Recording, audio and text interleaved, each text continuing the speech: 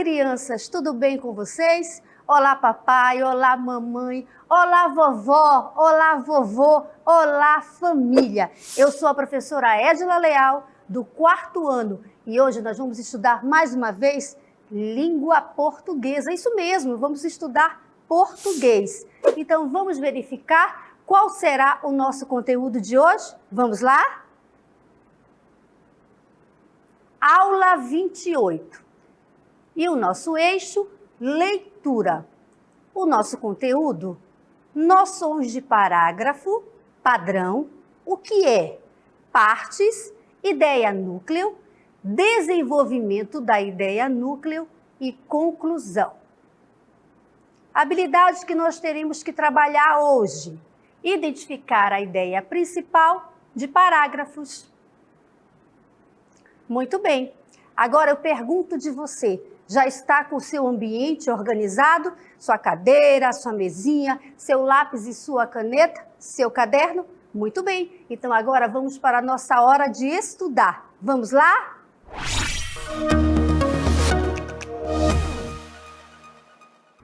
Muito bem, crianças. Então agora eu quero que vocês prestem atenção nesta leitura que nós vamos ouvir aí, né? Vocês vão ouvir também sobre tipo de texto dissertativo. Acompanhe a leitura prestando atenção. Olha só, para contextualizar nosso assunto, vamos pensar o conteúdo em outros textos, ou seja, vamos analisar e identificar o assunto principal, o desenvolvimento e conclusão em outras artes, como, por exemplo, a fotografia e a pintura. Olha só que bacana, tá vendo a imagem aí? Então, estão observando? Prestem atenção, eu quero que vocês olhem bastante, mas com aquele olhar de detalhe, tudo bem? Vamos lá, a próxima aqui, olha só. As fotografias são textos que necessitam de leitura especial para identificarmos quais elementos compõem a imagem, o plano de fundo, o que está na frente, a composição, o cenário. A partir daí, identificamos o que é principal, o contexto da imagem e o assunto que ela retrata e como ela se desenvolve e faz sentido. Prestar atenção? Continuando aqui, olha só. Leitura é muito individual e em algumas imagens podem haver vários pontos de vista, mas o importante é entender que existe uma ideia núcleo, o motivo que levou um artista a escolher um objeto ou determinada imagem para retratar ou pintar. Guardem aí, tá certo, essa palavra, ideia núcleo, que nós vamos trabalhar a partir de agora até o final da nossa aula. Então prestem atenção, continuando aqui, olha só que interessante. De igual forma, é possível contemplar uma pintura e a partir dela fazer várias leituras. E isso porque é um produto cultural que vai causar o quê? Sensações, formas diferentes em cada leitor ou espectador. Ainda assim, é possível observar que objetos e pessoas se destacam. Ainda assim, é possível observar quais objetos e pessoas se destacam na composição, embora apareçam muitas coisas nas cenas pintadas, não é verdade? Eu quero que vocês olhem essa imagem como se vocês estivessem olhando um texto. Por isso estou começando de uma maneira diferente, fazendo uma leitura e, no segundo momento, ilustrando para vocês, tudo bem? Então vamos continuar aqui, olha só. Também precisam de um olhar diferenciado, pois se apresenta diretamente aos olhos. A leitura é quase imediata, diferente dos textos escritos que são lidos por partes. Assim, desenvolver a habilidade de identificar as partes de obra de arte é fundamental para os estudantes de todas as séries e níveis. Muito bem, entenderam? Primeiro nós vamos entender as imagens, a pintura, a fotografia, né? Imaginar que nós estamos olhando ali uma estrutura de uma produção textual, mas com outro olhar, ok? Olha só, gente, prestem atenção aí, nesta primeira pintura. O que diz aí? É uma imagem colorida do nascer do sol sobre uma colina com muitas flores, não é verdade? É isso que vocês estão enxergando aí? Será que meu olhar está diferente do de vocês? Ou é exatamente isso que vocês conseguem enxergar nesta pintura aí, nesta imagem? Vamos fazer uma análise, olha só. Todos os elementos são importantes para a cena, mas o sol está em quê? Em destaque. O núcleo desse texto é o sol, em razão da disposição dos raios, tamanho, luminosidade. Está vendo só? Por meio da imagem, a gente conseguiu, de uma maneira bem lúdica, montar um texto, fazer essa pequena estruturação, não é? Então, vamos ver essa próxima imagem aqui, ó. O que vocês conseguem visualizar aí? Essa é a pintura número 2. Diz assim: o destaque é movimento do menino colocando o quê? A carta no correio, não é isso? Exatamente. Agora prestem atenção na pintura número 3. Diz assim, ó, a imagem apresenta um contraste de cores interessante. O olhar é direcionado às áreas mais claras. O destaque da imagem, do que é principal, fica por conta da leitura de cada um, exatamente. Nuvens, casa, pássaros ou árvores. Uma vez que o quadro é harmonioso e vários elementos chamam a atenção de acordo com o lugar que se olha. Muito legal isso, não é? É interessante. Então agora eu quero convidar vocês para me acompanhar aqui nesta outra leitura. Vamos lá? Prestando atenção aqui. Muito bem, crianças, olha só. E como funciona nos textos escritos? Está fazendo uma pergunta aqui, não é? Como reconhecemos a parte de um texto? Muito pertinente essas perguntas. Como identificamos a ideia principal, o desenvolvimento e a conclusão? Também muito pertinente. Muito bem, eu quero que vocês copiem, né, essas perguntas, ou então você tire uma foto, porque a partir de agora nós vamos passar a entender de maneira mais detalhada como é que se dá todo esse processo, tudo bem? Mas agora eu quero falar uma coisinha com vocês. Quando nós tentamos fazer uma produção textual, né, você imagina o quê? Como eu vou escrever? O que eu vou escrever? Por quê, para quê e para que eu vou escrever, não é? Então, toda aquela introdução que foi feita anteriormente, usando aquelas imagens, as ilustrações de fotos e tudo, é para você primeiro entender que tudo parte de um olhar, não é? De um olhar mais criterioso, de um olhar mais detalhado mesmo. A partir daí você consegue enxergar situações que só realmente você prestando atenção, tá certo? E falo mais uma vez, a leitura também ajuda bastante, ok? Então vamos continuar aqui no quadro comigo. Vamos avançar aqui, olha só. Agora vamos ver a questão dos parágrafos, olha só.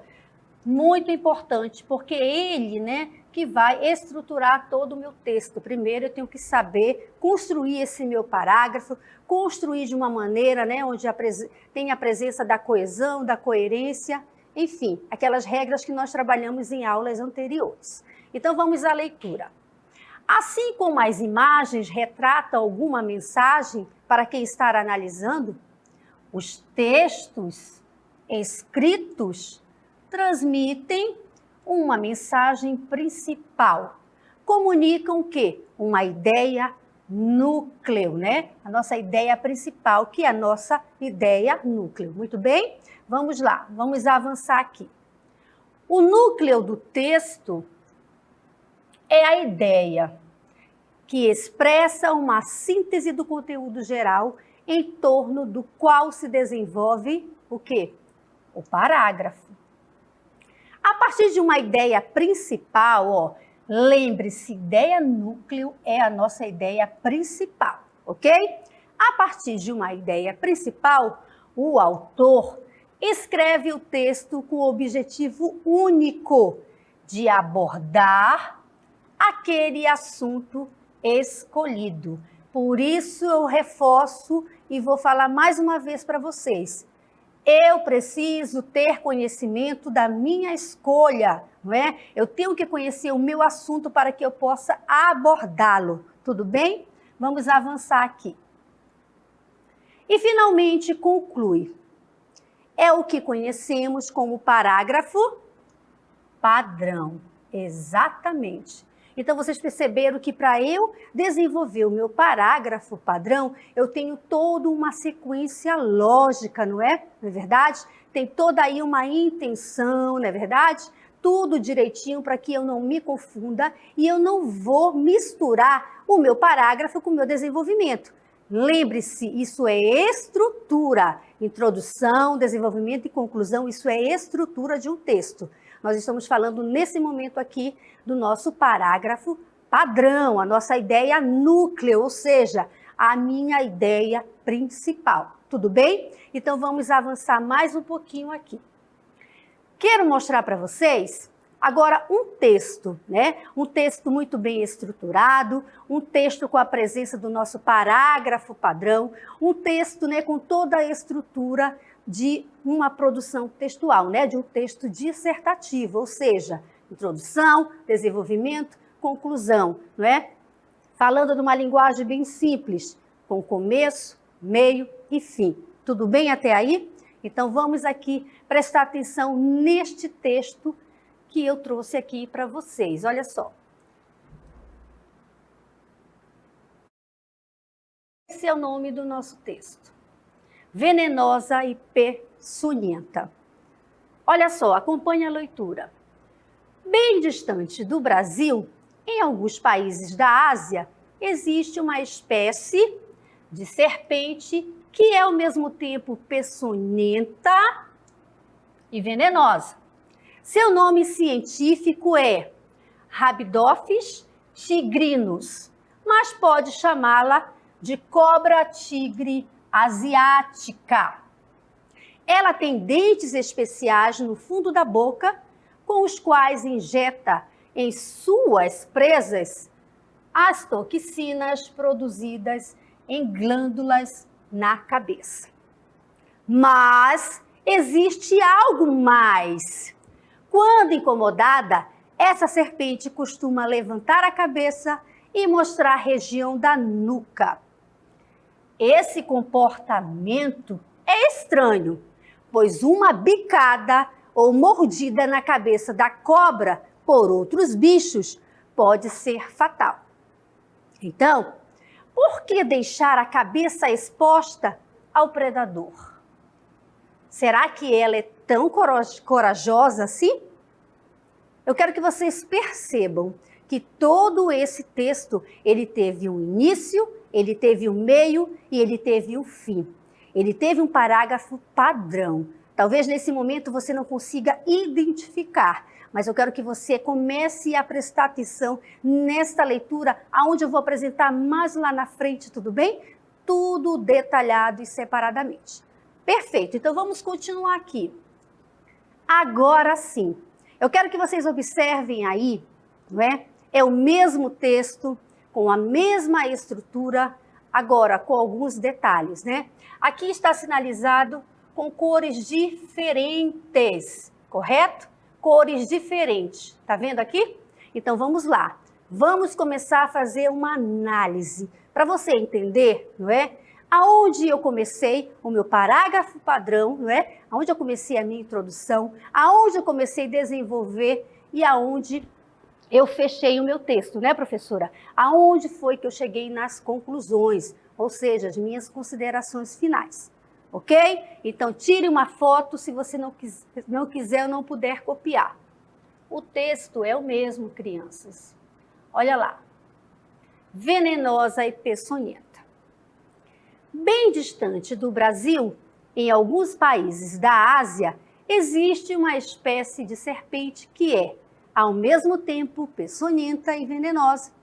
Seu nome científico é Rhabdophis tigrinus, mas pode chamá-la de cobra-tigre asiática.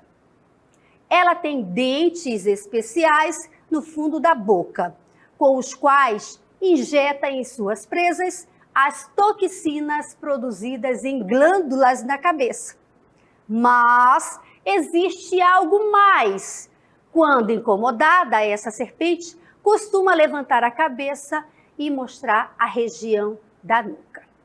Esse comportamento é estranho, pois uma bicada ou mordida na cabeça da cobra por outros bichos pode ser fatal.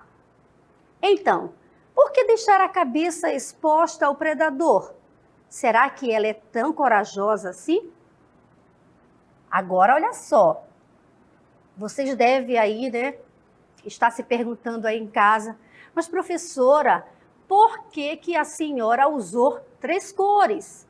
Professora, por que a senhora está sinalizando? Muito bem, para ficar mais didático e mais simples para você, criança que está em casa olhando e se esforçando a entender, não é? Estamos fazendo agora uma análise. Eu quero que você perceba, criança, eu quero que você entenda como é que se constrói todo esse processo do nosso parágrafo padrão e como é que eu devo seguir esta estrutura, tá certo? Falei para vocês, o texto é o mesmo, venenosa e peçonhenta.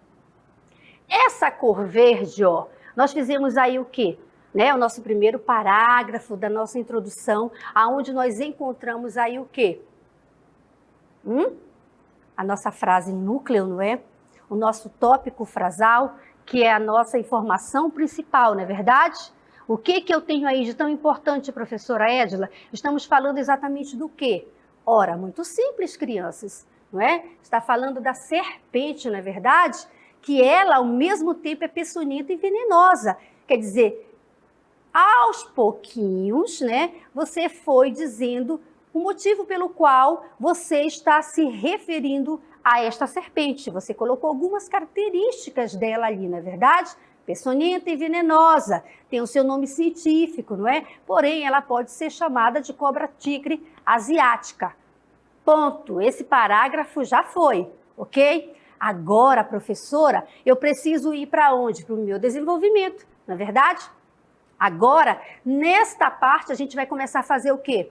O detalhamento das informações, correto? É onde eu vou, né, levantar os detalhes, colocar mais informações, não é isso? Vou falar de uma maneira bem simples para que vocês, crianças, possam entender, tudo bem? Uma linguagem mais simples para você entender.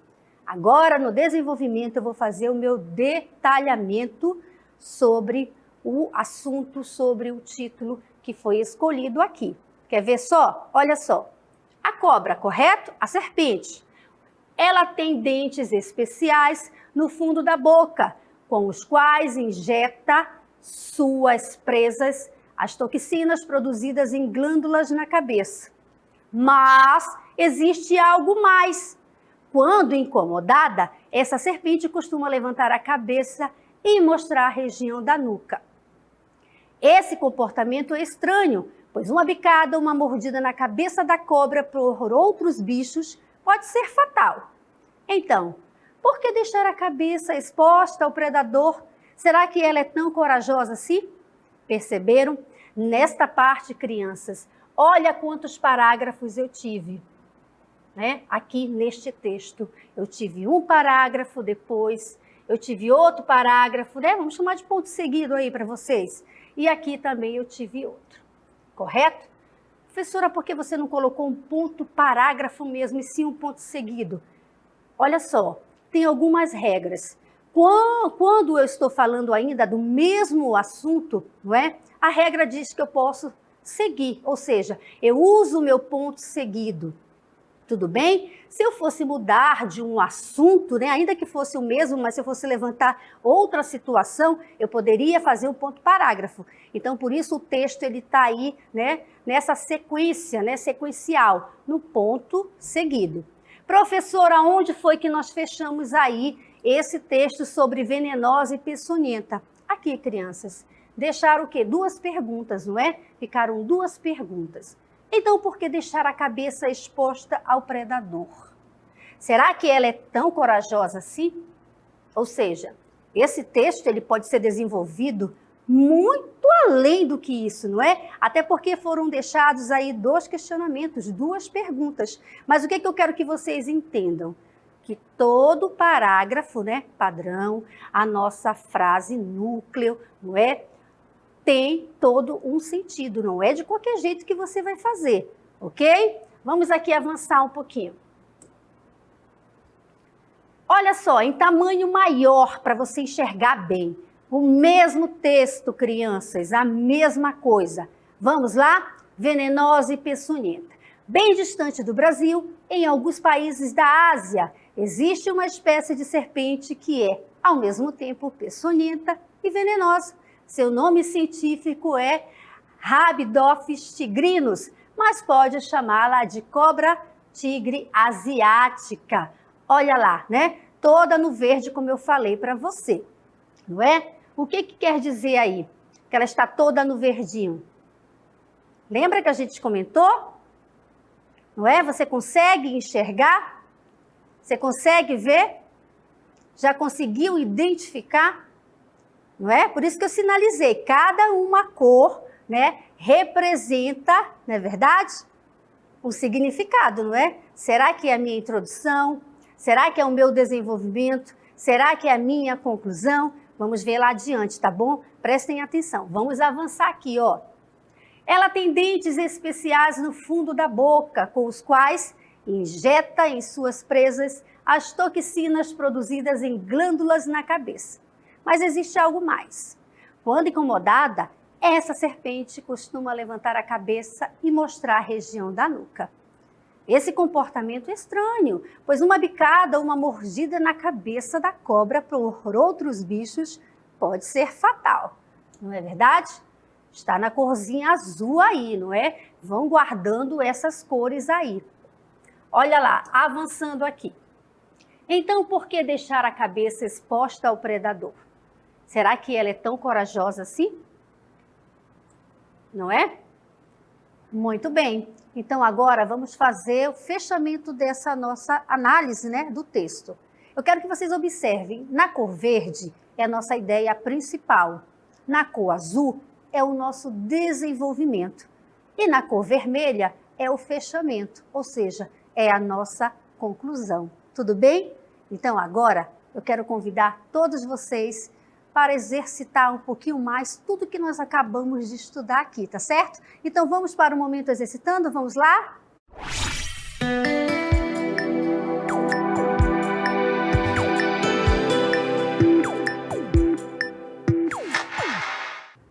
Vamos lá. Leia o texto abaixo, a nossa primeira questão aqui. Produção de alimentos é suficiente, mas ainda há fome no país, diz pesquisador.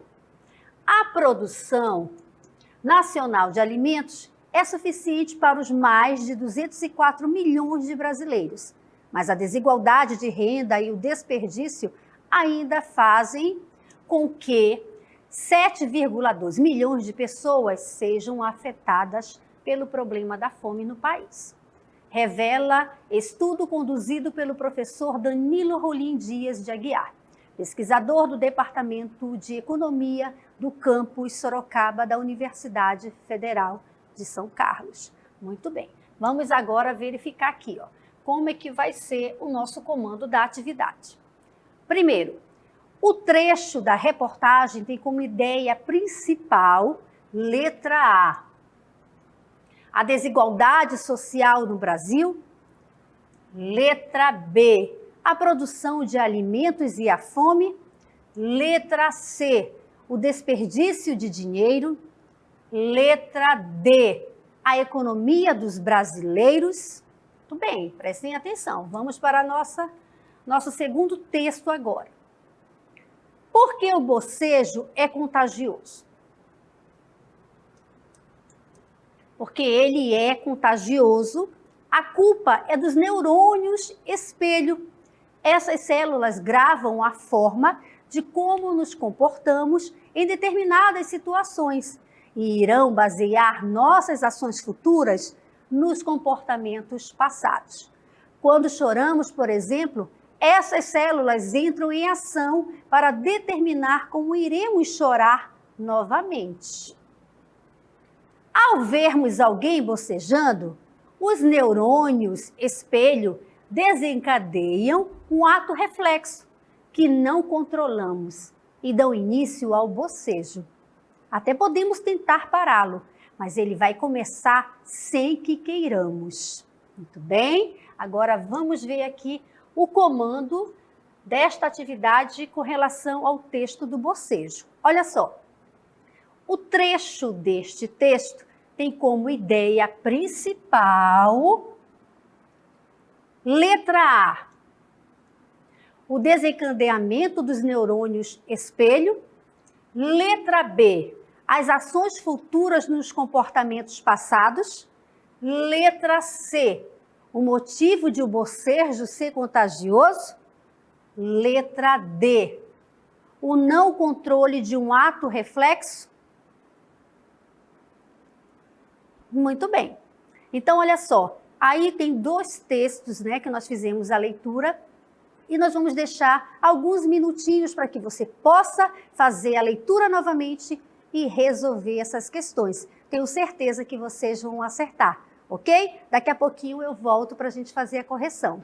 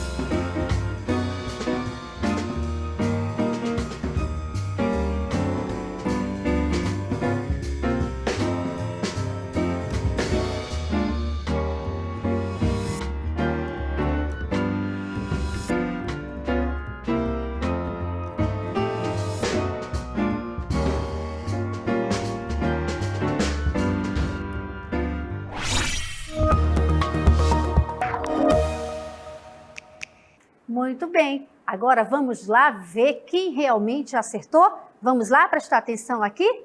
Olha só, leia o texto abaixo. Produção de alimentos é suficiente, mas ainda há fome no país, diz pesquisador. Vamos à leitura. A produção nacional de alimentos é suficiente para os mais de 204 milhões de brasileiros, mas a desigualdade de renda e o desperdício ainda fazem com que 7,2 milhões de pessoas sejam afetadas pelo problema da fome no país, revela estudo conduzido pelo professor Danilo Rolim Dias de Aguiar, pesquisador do Departamento de Economia do campus Sorocaba da Universidade Federal de São Carlos. Muito bem, vamos à nossa questão. Primeiro, vamos lá. O trecho da reportagem tem como ideia principal, letra A desigualdade social no Brasil. Letra B, a produção de alimentos e a fome. Letra C, o desperdício de dinheiro. Letra D, a economia dos brasileiros. Vamos verificar. Muito bem, a resposta correta é a letra B, a produção de alimentos e a fome, onde encontra-se a nossa ideia principal do texto. Vamos para o segundo aqui, né? Vamos lá. Por que o bocejo é contagioso? Porque ele é contagioso. A culpa é dos neurônios espelho. Essas células gravam a forma de como nos comportamos em determinadas situações e irão basear nossas ações futuras nos comportamentos passados. Quando choramos, por exemplo, essas células entram em ação para determinar como iremos chorar novamente. Ao vermos alguém bocejando, os neurônios espelho desencadeiam um ato reflexo que não controlamos e dão início ao bocejo. Até podemos tentar pará-lo, mas ele vai começar sem que queiramos. Muito bem, vamos aqui ao nosso comando do texto número 2. O trecho deste texto tem como ideia principal, letra A, o desencadeamento dos neurônios espelho. Letra B, as ações futuras nos comportamentos passados. Letra C, o motivo de que o bocejo. Letra C, o motivo de o bocejo ser contagioso. Letra D, o não controle de um ato reflexo. Vamos ver aqui qual é a nossa resposta correta. Muito bem, isso mesmo, aqui está a resposta da nossa ideia principal, o motivo de o bocejo ser contagioso. Muito bem. Agora, nesse momento, que nós já fizemos toda a correção, eu espero que todos tenham acertado, eu convido todos vocês para o nosso resumo do conteúdo. Vamos lá?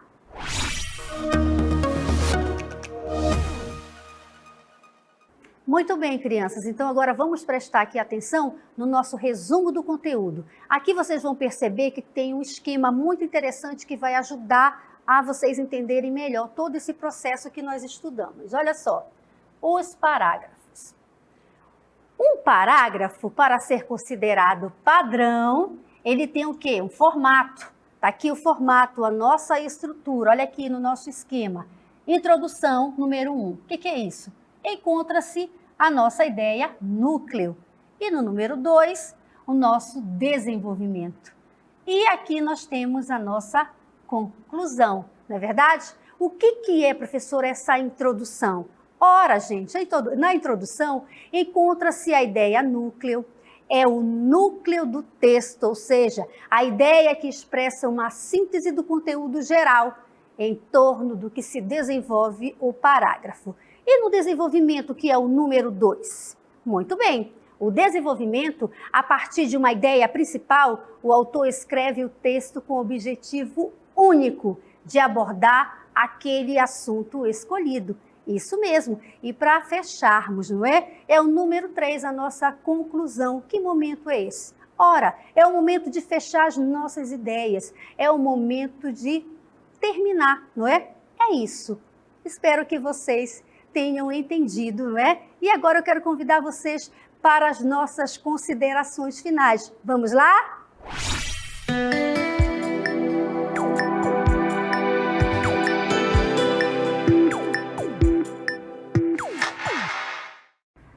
Muito bem, crianças.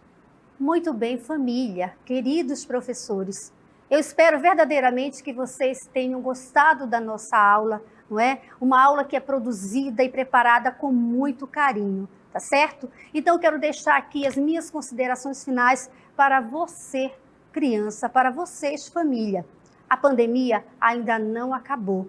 Tem pessoas que imaginam que tudo já passou, mas não passou, não.